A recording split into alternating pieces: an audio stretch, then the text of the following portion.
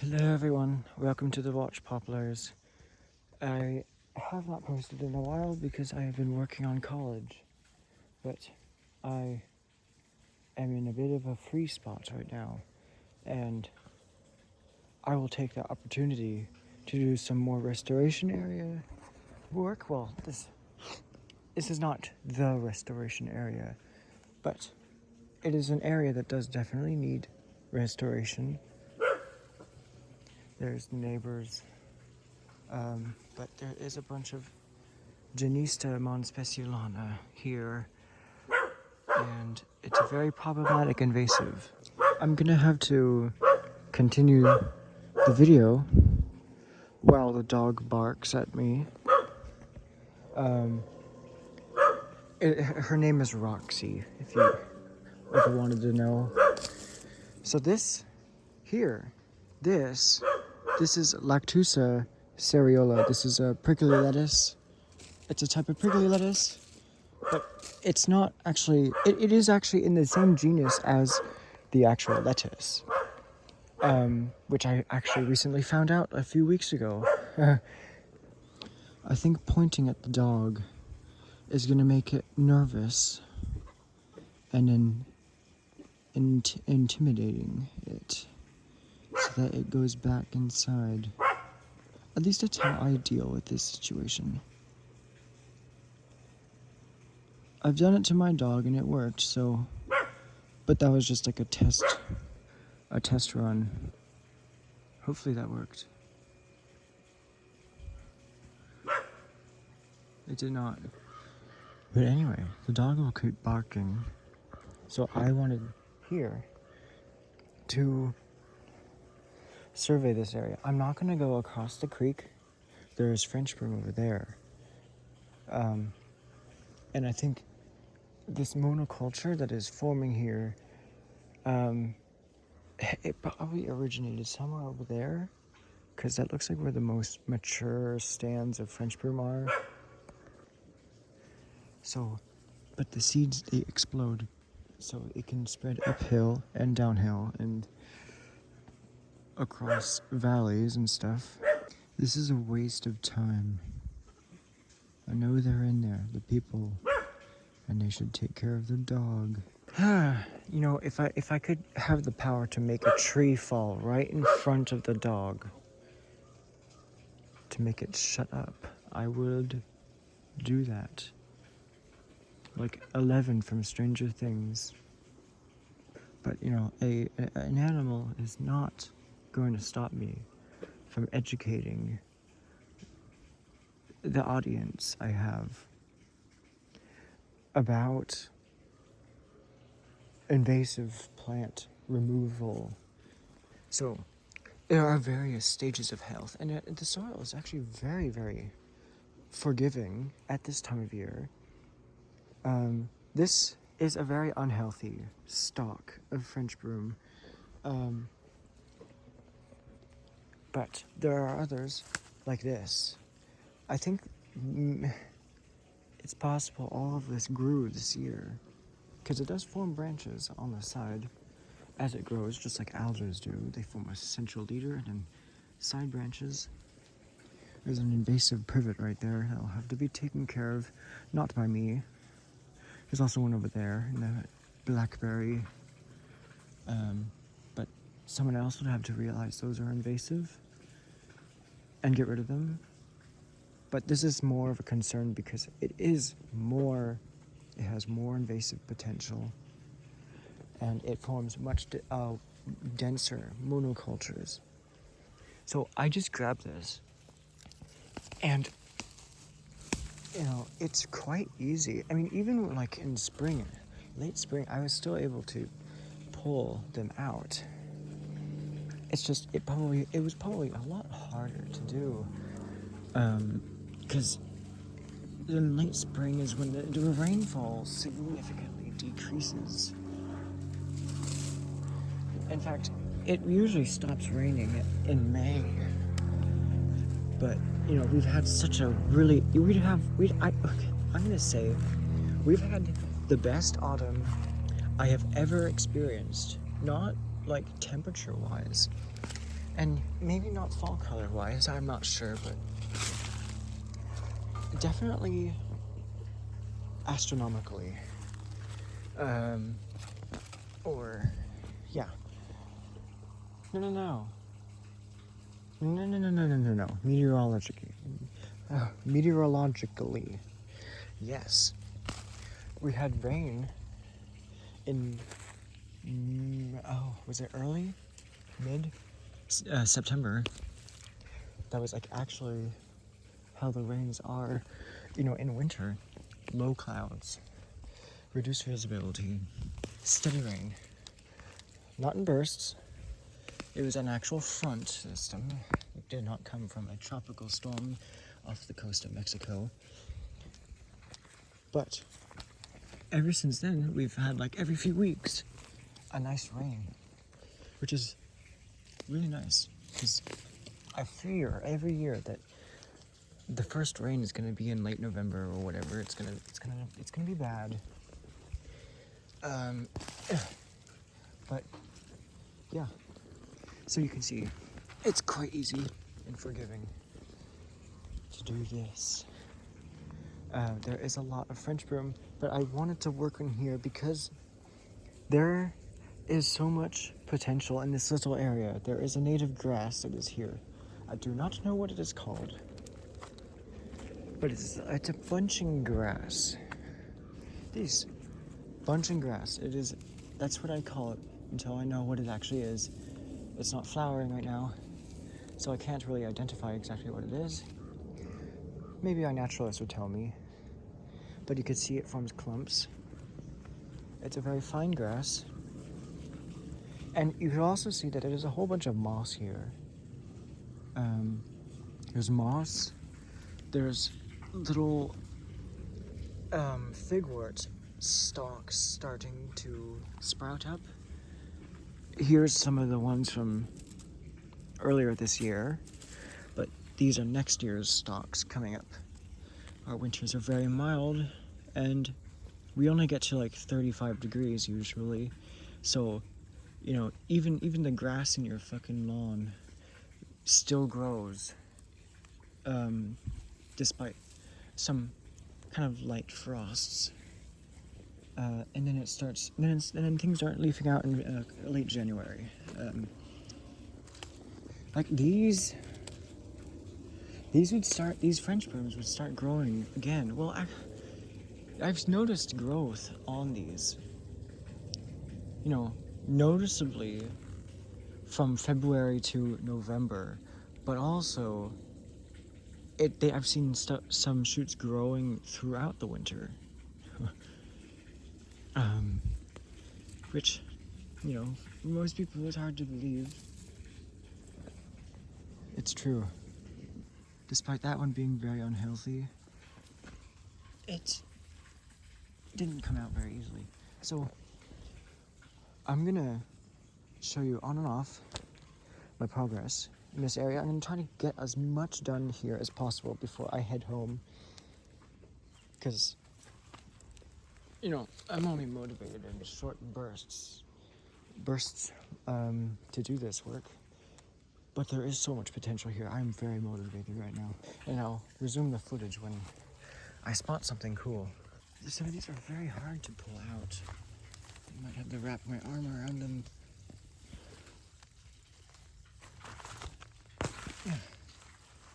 But that's why you gotta do it as soon as possible. Because when they get that size, they are almost impossible to remove with just hands and muscle.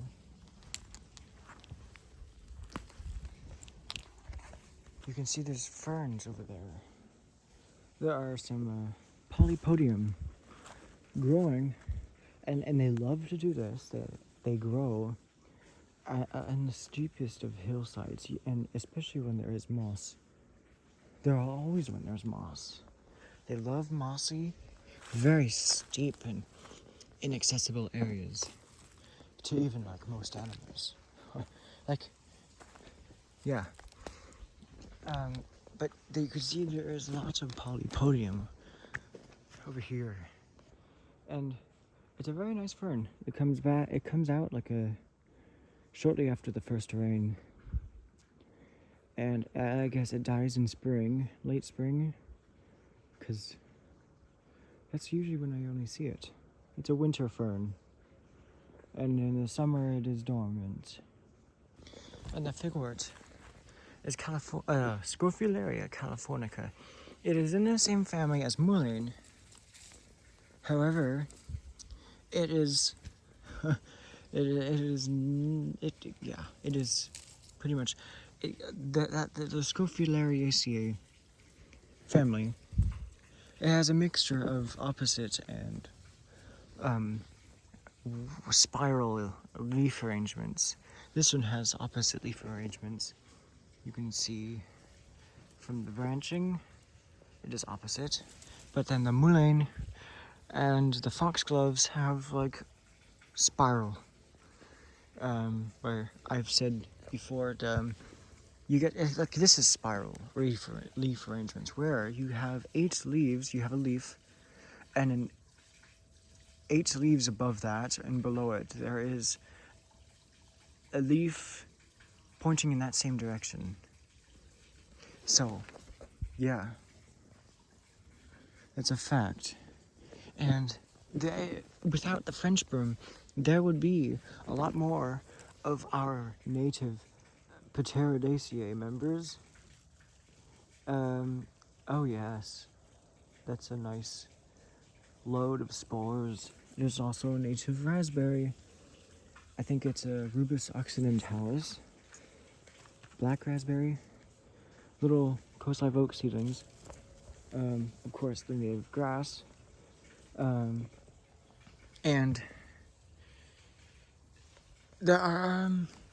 there's an Aristolochia down there. I might show you that later. And then what else? There are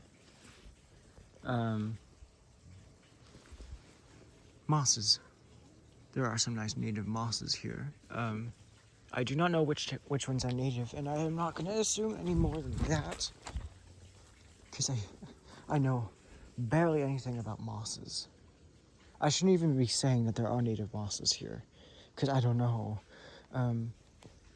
But yeah, this grass, I do know, is native because I have looked it up at the Cal Shakes Native Plant Garden, the former Cal Shakes Theater.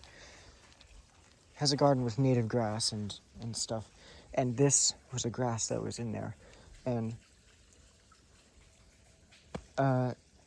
it's the same grass.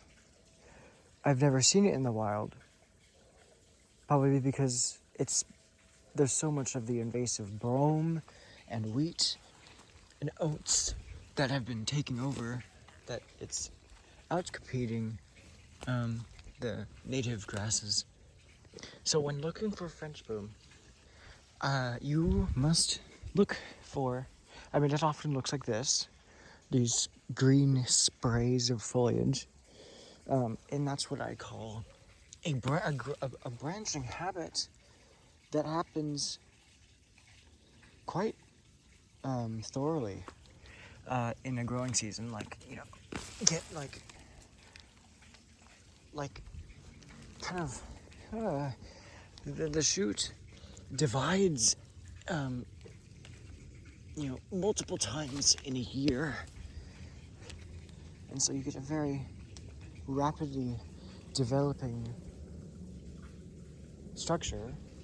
But anyway, it has leaves of 3, and they're kind of fuzzy. You can feel they have a very slight fuzz to them. They're soft, they feel pleasant, but they smell awful. They smell like a really stinky legume, and because they are. But the flowers smell fine. I don't know. I've never even smelled them before. They don't really have a smell, but they have trifoliate leaves, and they're evergreen. Of course, the flowers are very bright yellow, and I think the leaves, they stay on for like 2 years. So, yeah. But outside of its native range, which is like southern Europe, like a bit of the Western Mediterranean, I think, as well as southern France, hence the name French Broom. It has no predators or herbivores to keep it under control. Herbivores that actually like to eat and don't mind the awful smell and taste of the French Broom. And so it's just like a free for all.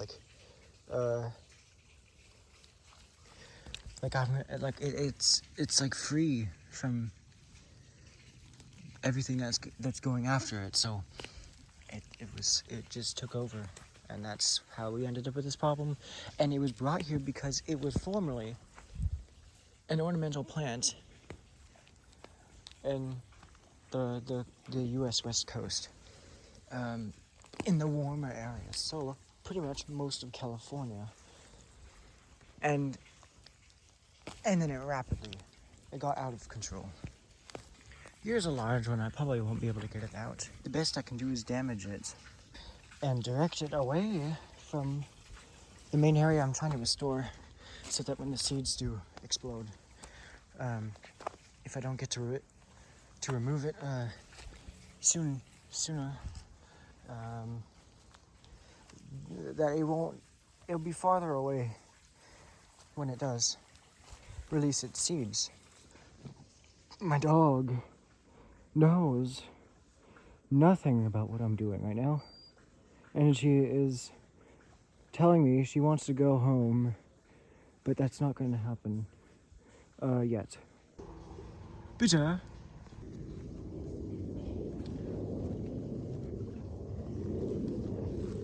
Oh, bitte, I can undo your leash. You want to come with me. I know where you want to go, but you're gonna have to come down with me instead. This dog growls in the most hilarious way ever. It's like like it's an old man trying to say something, and yet the dog is female. At least that's what I know. It could be non-binary, and that's great.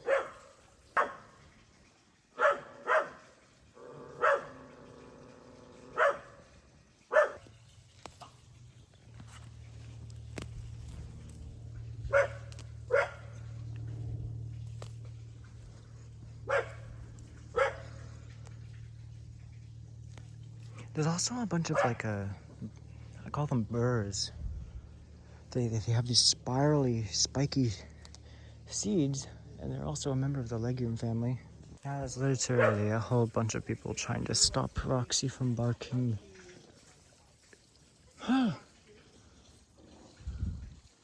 Dog had the whole option to just go inside, and now it is heading towards me. Or not. It improves my focus now. Work like this is one of the best things that I consider therapeutic, actually, because I get alone time. I'm out in nature, and I'm doing something good for the environment. And it's not everyone's thing. There are some people who believe that French Broom. There's a lot of people who believe that many of the plants that are called invasive in North America are actually naturalized in North America. But that's a term that I find lazy and submissive. I refuse to accept that any introduced plant to North America that is from somewhere else, which has the capability of spreading and outcompeting outcompeting plants that are native to North America, and that are doing that, I refuse to accept that they are naturalized, and that includes the eucalyptus trees all over the place. It includes the French broom, it includes the ivy, it includes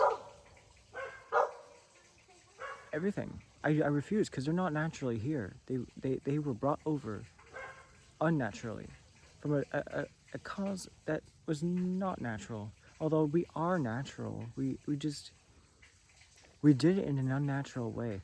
Now, the seeds, if it was natural, it could have been blown over by the wind, floated across the ocean, and or carried by a bird. But French broom seeds, they are not that kind of seed. They are not the kind of seeds that get dispersed by birds. They are not the kind that floats, and they're not the kind that blows in the wind. And we brought it over. We kind of like interfered with its normal lifestyle, being a southern French native plant, but now it is out of control. That does not mean we are invasive, because we are an animal. We evolved on this planet. We have the capability. We had the capability because of our developed brains, our special brains, to colonize North America and the whole new world, without giving into our ego, of this land is ours now. We had it was possible. We just didn't really recognize that when we were colonizing North America, our ancestors. So that is my philosophy. I think it's a pretty good philosophy because I've gained lots of knowledge to sum up that speech I just gave. That I've read, learned from. I like to, whatever situation it is, it could be like the worst totalitarian on the planet. The first question I ask is, how were they raised? All right? They did not come up like, I don't want to give names, but the president, he didn't just automatically kind of become this way. Something must have influenced him, and that's not a good or bad thing. It just happens normally, but like the way he took it was and turned it into a problem was the way it went bad. So I don't know how credible that is, but I just look at the root cause. Bullies are hurt people. They want to make people feel hurt, and so they hurt people. So there is a now phrase that says, "Hurt people hurt people." I do not like to follow that because I like to let the person who hurt me just kind of have this one-sided battle. But oh yeah, I'm just weeding the French broom. Yes, okay. it's very crazy. Species. There's a lot of it. Yeah. Around. Yeah, I just do this on my free time. Yeah. Good for you. I used to prune stuff up here when I was younger. Oh, nice. I see what you got. Yeah, you got it by the root too. Mm-hmm. Yeah, wait till It's not always easy to pull out, especially when it gets big. Yeah, I just wait till the soil is soft, and then I just yeah. And in the creek downtown, I removed an entire monoculture of it, and now there's like a million seedlings starting to sprout up, and I'm like, Yeah. Well, it's you can if you avoid it from blooming. yeah, Anyway, the Orinda Community Church opposite Safeway, the, right along Orinda Way. Well, it used to be along the Olive Road there. There was a lot oh of yeah, French Broom, but over maybe 3 or 4 years, they cut it down and allow it to bloom. That used some herbicide. Anyway, they got rid of it.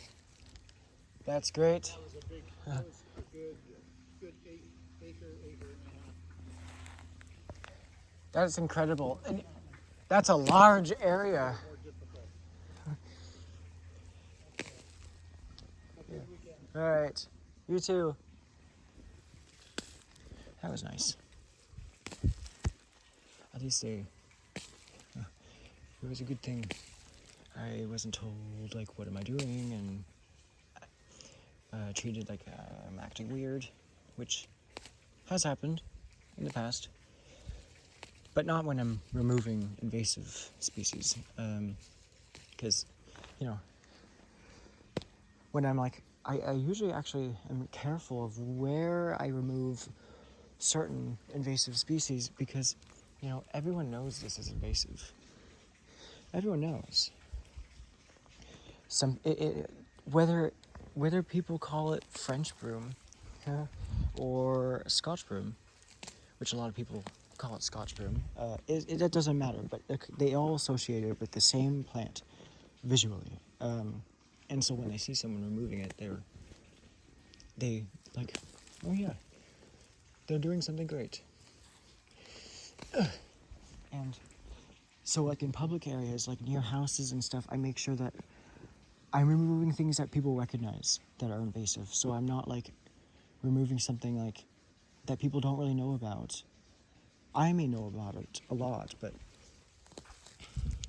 I just don't want people thinking that I'm weird.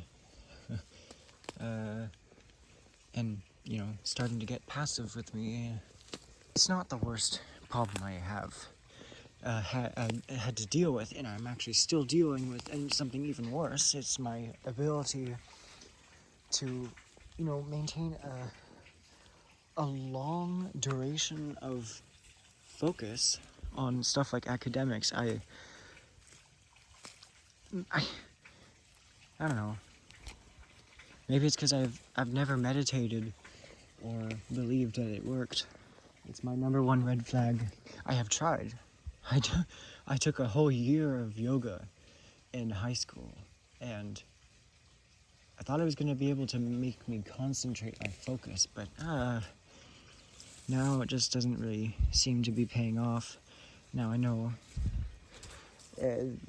Preferably someone who took that class would continue doing it, but, you know, I just didn't know. I don't know. Something that I don't know how to word or phrase. However, this definitely kind of centers my focus for a little bit on like neglected stuff, like native flora. But, you know, I believe I go through phases where like at different times I believe one thing at a time that like that thing is gonna help me focus if I just concentrate on it, like, you know, concentrating on my ankle movements so that I can balance. Maybe that would help balance my focus so that I can like process words faster. I don't know. And get essays done quicker, because I have been spending an entire week to write just one rough draft, and it's overdue right now.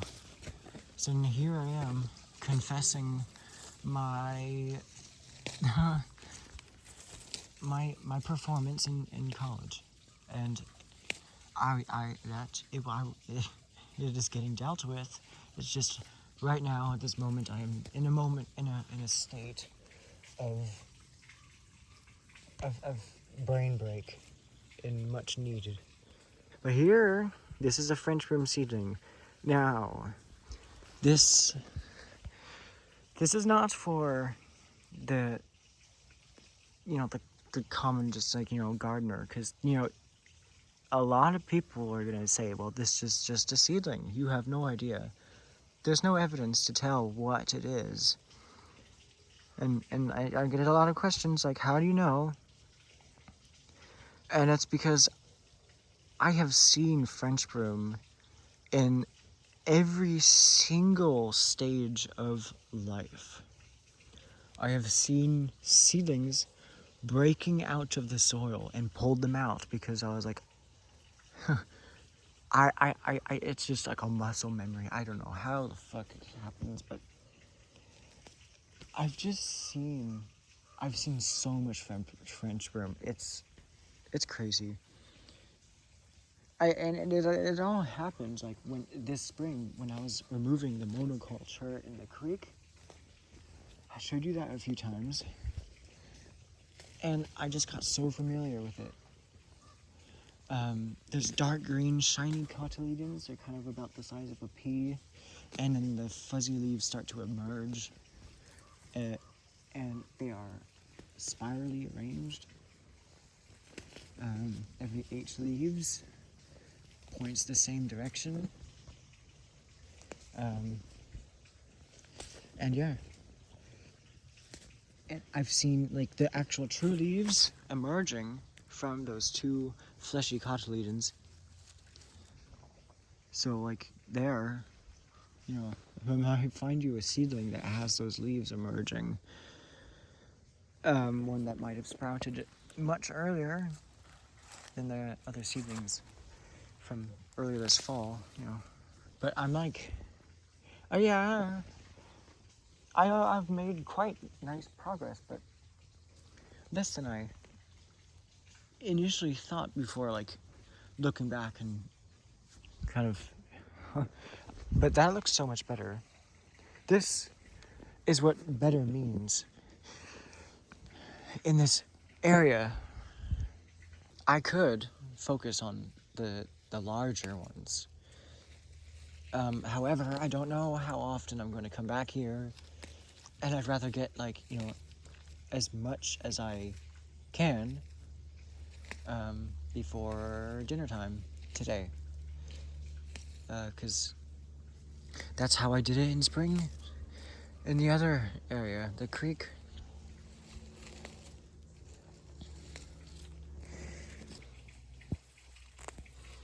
I could get away with leaving the unhealthy looking ones that are very small, because they're probably not gonna live much longer, because I don't know, it could be the genetics, who knows, but I'm better safe than sorry, so I'm gonna remove all of them, unless they're like extremely, like they're on the borderline of dying, maybe like this, but I can still pull that one out.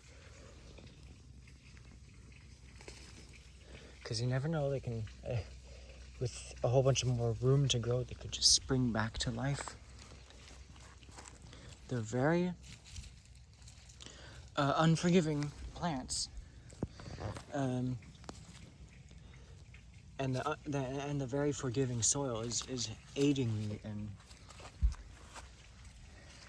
giving them no forgiveness. Because if these are not forgiving, I treat them the same. I give them no forgiveness. Because the more they stay here, the more problems they cause. Even if they get naturalized, it's still... Ugh.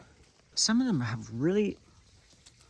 Either they're growing in a strange spot, or they're really vigorous root systems. It's really annoying. Especially when the plant is very small. Like this. And I can't pull it out.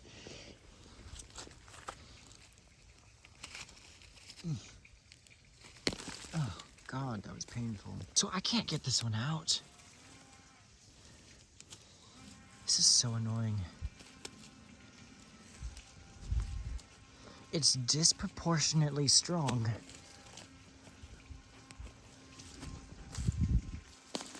I don't know if it's from the soil in this little area. It's not that it's drier in this area. It's just, maybe it's just more compact. Oh, maybe it just likes the soil more and it grows roots easier. I don't know. There's a nice deer trail here. It probably goes there and it goes there. It goes straight to the old sycamore, which is that white tree right there. I already have some seeds from a native sycamore that I reluctantly found planted by the Concord BART station. So yeah, and I hope those germinate, but I could collect seedlings and if not cuttings from this Platanus racemosa, really old individual, if, just in case. I've never tried cuttings from a sycamore before, of any kind. Now, there's a problem after I remove this invasive species, Genistamon speciolana, that I now have to deal with the invasive geraniums. This is Little Robin, or maybe it's Herb Robert, but they could even possibly, those are the common names of what could possibly be two subspecies because they are so related. They are so, I can't tell the difference between them. Geranium robertianum, that's, yeah. And then Little Robin, I don't know. It could be something else. But like, if they're not subspecies, they are two genuses. No, there's two species right next to each other in the phylogeny. So yeah. Looking at two different plants and realizing that they're really similar makes you wonder if how close they are in the phylogeny of the plant. They could be like if plants are showing like a dramatic difference in appearance, like this oak seedling, this Quercus agrifolia seedling, and then this grass. They're in separate orders. The oak is in the order Phagales of the beeches, the beech order, and the grass is in the Poales order of grasses, which has the family Poaceae, and then like the subfamily Poideae or whatever, and in the genus Poa, which is, I think, a clumping grass, which includes Kentucky grass, because Kentucky grass is in the genus Poa. But I'm getting really off the rails, and if I keep going off the rails, I'm going to crash, aka cutting myself off with like utter confusion at what I am saying, which I do a lot. I'm just gonna say this out loud. It feels so glad to be back on YouTube again. It's not that I've taken a break from YouTube altogether, it's just of the work for college I have to do and all, I've my mind, despite being difficult to focus on math or whatever, English, homework in general, like whenever I have to worry about like homework or school, it kind of pushes out other things, just kind of subconsciously. I don't know how else to describe it, but I don't know. I really, really don't know how to describe it. It's strange. You know, I want to show you this wonderful plant that you should have in your garden if you have a nice sunny spot. This is Pseudonephalia californica. It is the California cudweed, and it is native to the little white, very pale foliage, little aster that grows up to 6 inches tall. It's very cute and blue looking because it is adapted to the hot and dry. And the very bright sun exposure in its native habitat. But this is a native one, and it grows a lot bigger. And it just because it's bigger, it has a lot more better qualities about it. You can usually see that this is a very nice plant to just to leave standing tall during the winter because it has these it's a paper daisy. This is why, because it has papery bracts from when it flowered, and yeah, I really like it, and I have collected a ton of seeds, and later this winter I'm gonna plant some, and I'm gonna hope they all germinate, because it's really nice. It grows up to I've seen it grow over a meter tall, I think. No? I don't know. It was a meter tall. But you can see because of our warm winters, of course, it's regenerating. So if you want to cut it back, you can, and it'll have some nice green foliage. It's a perennial. So it's coming back from the same place. This is going to repeat the process. Oh, but it smells so good. It's very sticky. It's very sticky, the foliage. It's related to Mandia, which is a genus of very, very sticky, it's like tarweeds. It's the tarweeds. It's related to tarweed. It's in the same tribe, Gnaphaliae, I think. It's a very long tongue twister with a silent G at the beginning. We need more of these. This is really nice. I don't know how this formed, but it's really cool. But I'm really excited to work on this little mound here. I just it's one of my favorite little areas when there's a steep slope, lots of moss, and ferns. I love it. And shade. But this actually kind of gets a bit sunny. It's a bit exposed. So probably that's why you have this growing here. And I'm confident I actually might come back here and finish. I've gotten lots of progress done.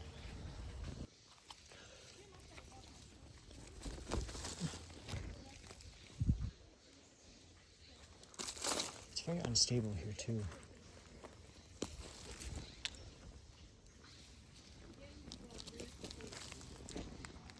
One could say this will cause erosion, but if this does collapse, it's only going to be a minimal erosion, because there is a wall here. It would be a different story if there wasn't a wall there. I am disturbing the soil quite a bit.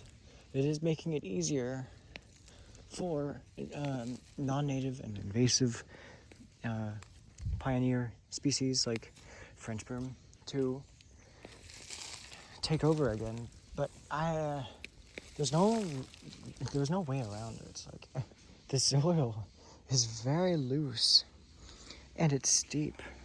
Maybe this is more difficult than I thought because I'm eroding this a lot more than I expected previously.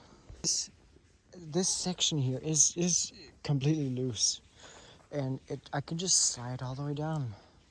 But there it probably is more compact because it's a place of higher relief. So maybe it is best that I return to this area later. I have gotten a very nice little section weeded. Not completely, there are still seedlings.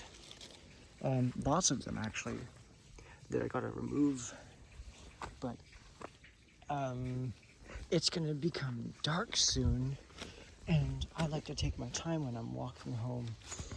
So that is another reason I want to leave soon. I have done a pretty good amount of progress. This all used to look like that. And it's literally, it's so easy to pull them out at this time of year. And I'm very excited to see how this place progresses. Yeah, because I'd rather see a whole bunch of these figworts than a bunch of the French Broom, because the figwort is native. And I love herbaceous perennials. As you can see, it has died back to a perennial root. And it's coming back up. I love those plants. Because they often die back even in our climates, even in our warm climates. So yeah, that is all for today. This is the Watch Poplars, and thanks for joining me here. And I will see you next time. And someday I will try collecting a cutting from that sycamore. And it might be too late to show you the fall colors, but there's a nice big leaning California black oak over there. It never produces viable acorns, but I'm gonna try collecting cuttings from it someday in late winter. Oh, there's hair in my mouth. But yeah, I will see you next time here among our watch poplars.